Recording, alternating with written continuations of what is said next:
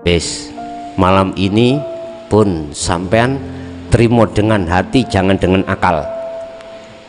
Dengan akal pasti Anda tidak akan bisa menerima. Di dalam ruh, di dalam hati ada nur. Jasad, ya, di dalam jasad itu ada roh. Jasad ini zikirnya la ilaha illallah. Ruh atau hati zikirnya hu Allah, diucap hu Allah.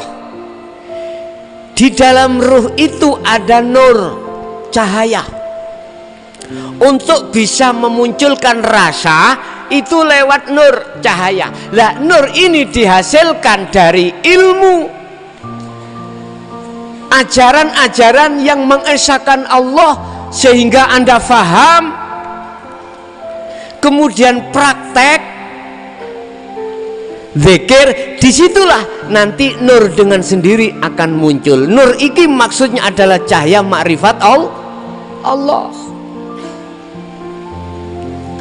Tutu Mbak Nur lo ya. Nur itu cahaya. Jadi cahaya ini akan ditaruh Allah di dalam hatimu kalau hatimu berzikir.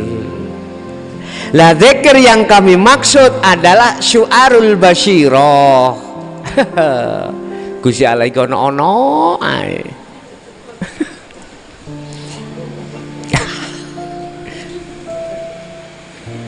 Ketemu rasa iki kok bagaimana? Kudu diterangi hatimu iku. Allah akan meletakkan cahaya di dalam jakate hatimu itu karena Anda itu berzikir. Yang maksud dan tujuannya zikir, hatimu nuju nang Allah. Bisanya nuju nang Allah di makom musyahadah, tidak lain dan tiada bukan Anda harus selalu melantungkan zikir syu'arul basyirah atau rasa. Diem, orang ucap tapi merasakan. Rasa itu iman. Iman itu percaya kalau hidup itu wujudnya Allah di segala hal apapun adanya. Anda lewat zikir rasa, zikir iman, merasakan bahwasanya mengimani bahwasanya wujudnya Allah itu adalah hidup. Yang hidup itu bukan sifat, bukan nama, tapi hidup itu yang tidak bisa kau gambarkan dengan sesuatu apapun. Itu wujudullah. Lah hatimu dipaksa untuk iman di dalam semua lini apapun.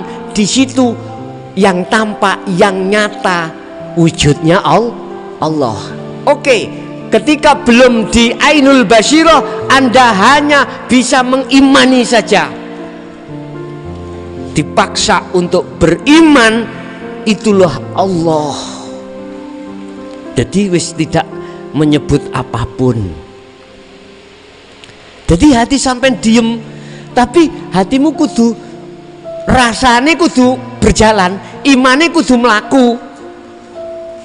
Dikatakan iman yang melaku tatkala hatimu itu sudah tidak melihat, tidak percaya atas makhluknya yang berperan, atas makhluknya yang mendengarkan, atas makhluknya yang melihat, atas makhluknya yang berucap, atas makhluknya yang berafal, bergerak dan lain sebagainya. Itu caranya. Jadi untuk menghilangkan yakfur bitaghut, membersihkan kotoran hati dengan syu'arul basyirah, dengan zikir sirul asrar, praktek lewat syu'arul basyirah. Ini pintu pertama, rasa atau iman.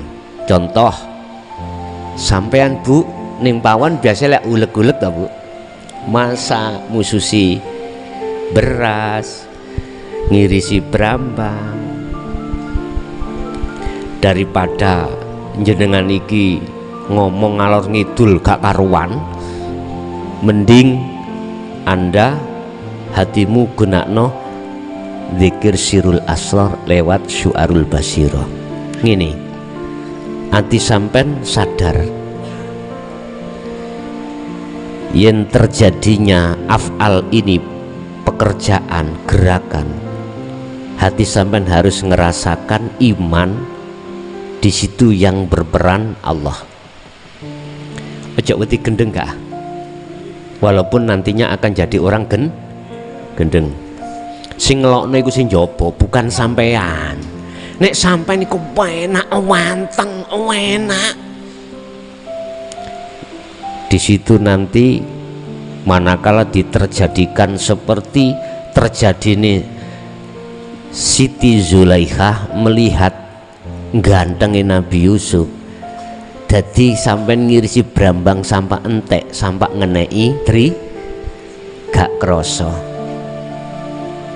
wis manuto ae.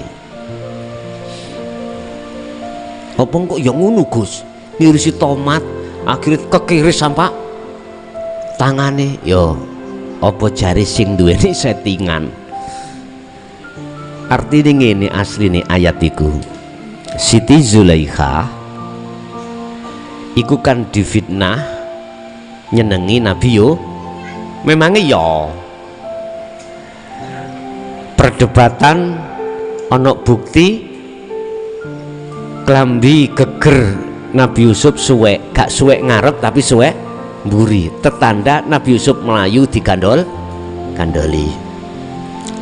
Siti Zulaikha ngono wayu bau nggih, cara saiki ngono mungkin ya kaya Desi Ratnasari ngono. BE ngono. Kelap-kelip ngono, mripate blolak-blolok ngono. Sak terbang mripate. Iku sak temene ngene lho, Bu. Kan para pelayan wedok-wedok wakai kuwi jenenge apa? Pelayan-pelayan itu dicekeli apel sama lading satu-satu, Nabi Yusuf dikongkon liwat. Artinya gini, Anda kalau hati sudah menikmati bertemu Allah dengan istiqomah zikir Sirul Asrar, wallahi billahi hatimu akan tidak mencintai siapapun kecuali Allah, dikarenakan hatimu terbuai dengan nikmatnya bertemu Allah. Gus, engko ana kono gak gendeng Gus. Wis, sampai nek wis mikir ana kono wedi koyo ngono, gak usah pikir-pikiran, gak taek-taekan. Perkara apa yang di tengah terjadi perjalanan wis ra usah dipetung, tidak usah dipikir. Ngerti ya perjalananmu itu settingane Gusti Allah. Wis kari mengikuti settingnya kakean.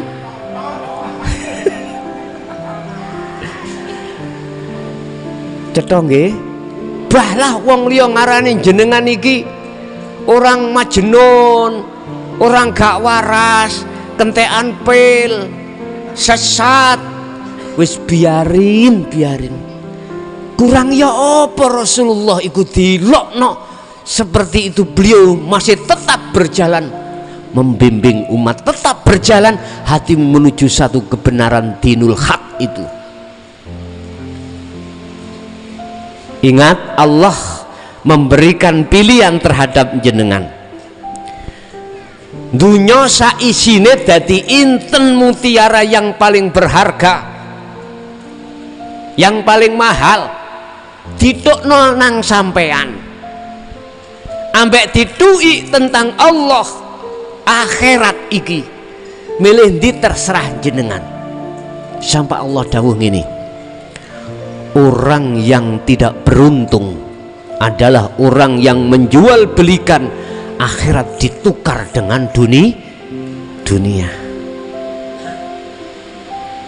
Kalau ngomong bahasa ilmu, Pak, kita menolak dan membatalkan ilmu hakikat kita mengesahkan ilmu syariah. Laksana seperti itu.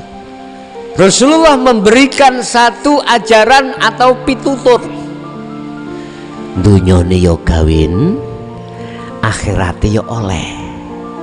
Man arada dunya fa'alaihi bi ilmin, wa man aradal akhirah fa'alaihi bi ilmin. Fit dunya hasanah wa fil akhirati hasanah. Tapi manakala Anda berprinsip gak lalion daunya urusan daunya tak tinggal, terus akhirnya jenengan keluar dari zona syariat, keluar dari zona duniawiyah, anak bojo penggawean dunya brono sampai tinggalkan. Sing penting antiku dzikir lewat syirul asr nuju fana utikri, beres terus urusan ngelokno wong liya ngelokno aku gak sembayang bah, urusan wong liya ngelokno aku sombong bah, urusan wong liya ngelokno aku bah. Lah piye Pak ditaruh Cak Sam teng pundi? Ya kawe dekai. Ambek sikile dulinan bludukan ngeten iki. Ditakoki ya gak jawab, diundangi tahlilan ya ora teko. Akhirnya takok bojone, bojomu mulai kapan kaya ngono iku? Embo gara-gara ngadi nang Jaya Baru Pak, sakniki gak tambah bener, tambah ngeliyeng. Kula ditinggal gak tahu dingoni, nafkah batin nafkah lahir mboten nate, anake dijarno. Pun setahun niki kula dijarno gledak nganggur suwe kula. Kula nggih manungsa, nggih butuh ngoten kuwi. Ngene iki aja salahno nek aku arepe selingkuh. Wah. Ternyata dicucuk petik tenan. Dus. Wer. Dikandani. Cak Sam dalem. Bojo penomor pira?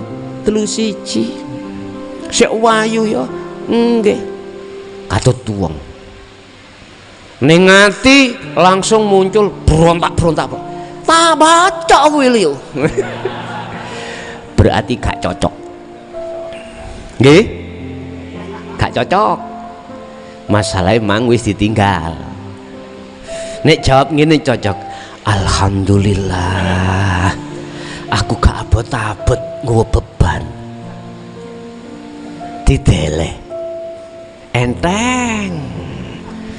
Lah ngeten nggih? Nggih.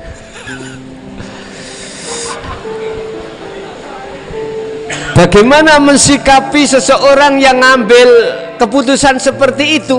Kula niku dielingno Gusti Allah. Son ojo kakek cocot awakmu. Ngono kuwi yo gak salah munggo nang aku. Munggo hakikat iku yo gak apa-apa. Krono hakikat iku hanya menyentuh substansine ning roh utawa ati. Tapi tetep munggo syariat nguniku ya bermasalah, wujude bermasalah, akhirnya gawe guneme wong wis mau macem-macem. Cak Sam dalem sampean gak apa-apa nggih ditinggalno anak bojo donya brana. Kula malah alhamdulillah. Bener wis ngoten niku. Bener. Tapi nek jawab sing kaya ngarep mang berarti jalurmu gak ono kono. Aja dipaksa jalur kono. Jalurmu berarti fid dunya hasanah wa fil akhirati hasanah. Paham nggih maksud kula? Oke, tak lanjut. Kalau syu'arul basyirah itu tetap kau kumandangkan. Nanti menuju pintu yang kedua Allah memindahkan ruh panjenengan di ainul basyirah. Apa ainul basyirah itu? Bertemunya ruh terhadap Allah. Allah akan memapak. Apa ya memapak rek? Jemput lak marahin nang omahe. menyambut di pintu musyahadah. Sayaquluna alladziina qalu udkhuluha bisalamin aminin. Malaikat kongen rene, wong kae malaikat kon rene. Akhire mlebu, jenengan dirangkul. Jenengan di pokoknya apa ya, wong klimak iku lak wis lepas sembarang kali lho Pak ya. Kelambi wis gak ana, kathok njero wis gak ana. Lah wego ngono iki. Iki umpama tak ibaratnya seperti itu. Bojo lanang suami istri bila mana kumpul kok sik pakai jin, pakai anu, wis gak cocok. Harus lepas semuanya. Pingin ditutupi ya ana njero sarung wong loro. Utawa spray ditutupi spray. Artinya gini, Allah akan menyambutmu.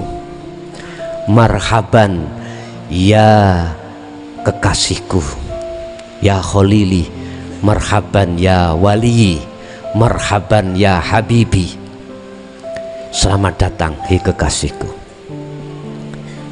Karena sampean wis pelepas selain Allah. Makanya kemarin saya ceritakan, ada calon kekasih Allah bisanya sholat sodakta bener ketika ada di gunung lepas mudo blejet.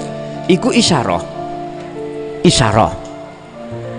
Maksudnya hatimu sudah lepas dari pengakuan apapun atas kemahlukane. Baru itulah disebut ainul basirah. Ain itu adalah melihat satu paket dengan ketemu. Munculnya syu'arul basirah mudun maneh itu sebab ada dua unsur. Siji keterangan, loro yang membawa keterangan yang disebut sebagai rasul. Keterangan iki mentaukiti bahwasanya wujudnya Allah itu hidup itu. Akhirnya muncul hati sampean iman, rasa tadi yang kami sebut sebagai syu'arul basirah. Udah, setelah itu jalankan syu'arul basirah ini. Caranya bagaimana sampean menjalankan syu'arul basirah? Itulah zikir yang tidak berucap, zikir yang sudah tidak berlafaz.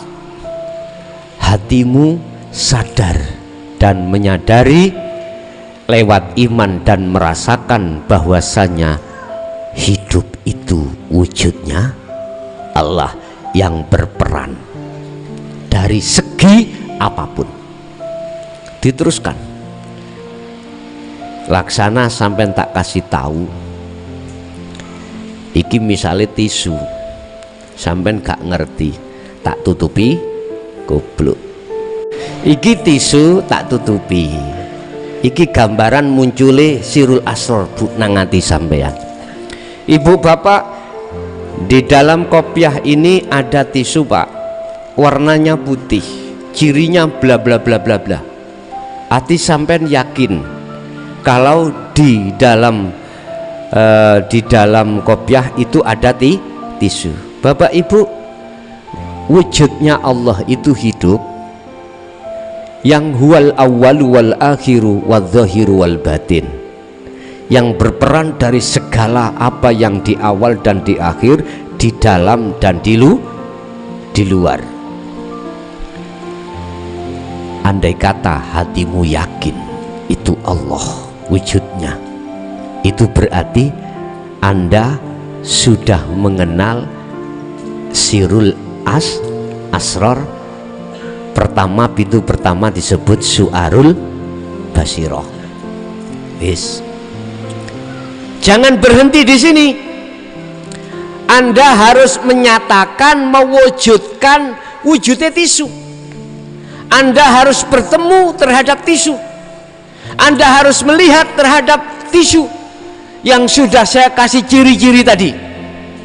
Anda harus sampai pada ainul basyirah niki Pak Bu, harus.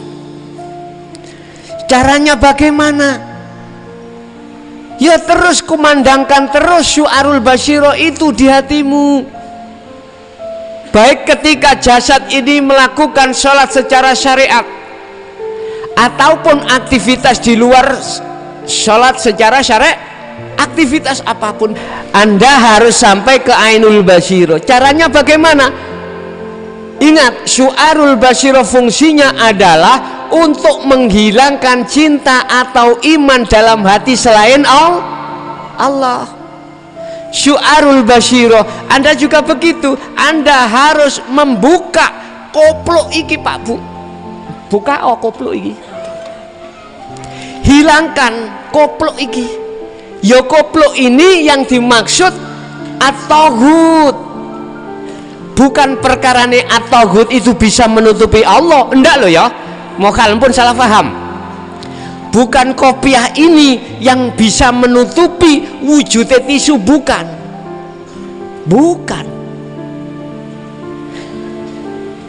Bapak Ibu, secara akal memang koyo sing nutupi tisu itu adalah kopiah koplo.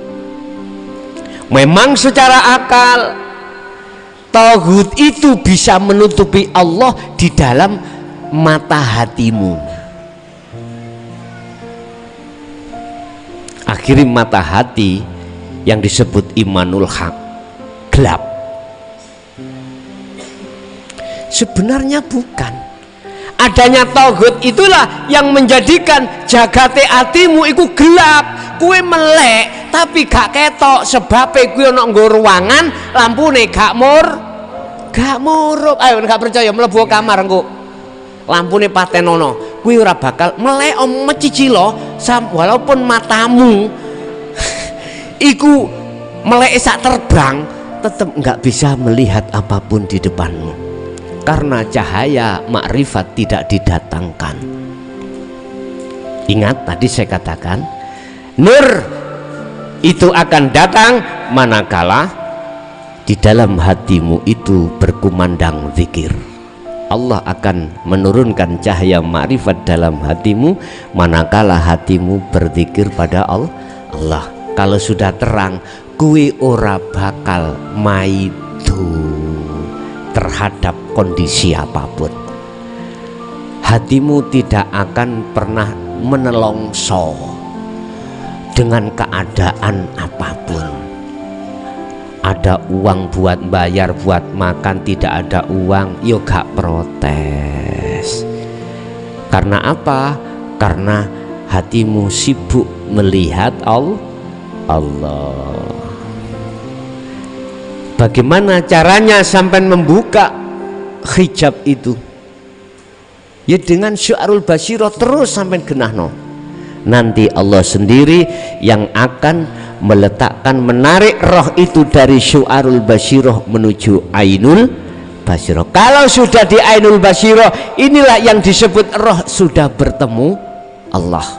Syaratnya bertemu Allah, perkara selain Allah dalam hatimu sudah tidak ada, termasuk aran roh yang menghadap. La ibsorun wa mubsorun wa basorun. Nama yang melihat dan nama yang dilihat dan mata untuk melihat itu sudah tidak ada. Kopiah iki dibuka utawa dielih, dibuang. Akal ngomong, oh iya iku wujude tisu. Ampun berhenti di sini. Tadi mengapa dikatakan la ibsorun wa mubsorun? Yang melihat dan yang dilihat tidak ada, dan mata untuk melihat itu sudah tidak ada. Artinya sudah fana aran-aran itu, sehingga inilah yang kami sebut laisalahu kamislihi sayun. Tandani ya Allah, hatimu iku damai, tentrem, wis gak ono nikmat nek gak nikmat sing koyok ngono kuwi. Kedua, hatimu sudah tidak ada pengakuan dirimu. Umpama diakokno iku akune Allah. Ngeten niki, Pak. Kondisi yang seperti ini, Bapak, Ibu, secara otomatis hatimu dilalaikan dengan kenikmatan dunia.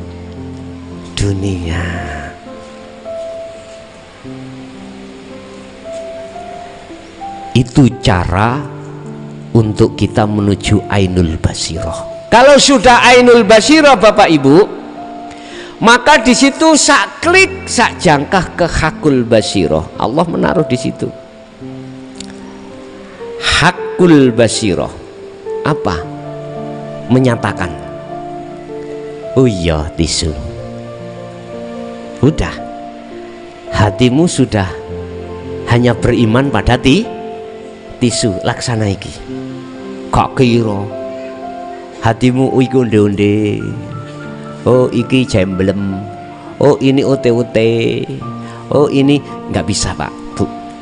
Artinya kalau hatimu sudah ditaruh Allah di hakul basirah, Anda itu sudah tidak melihat selain Allah. Imanmu pasti terhadap hanya pada hidup Allah itu tadi.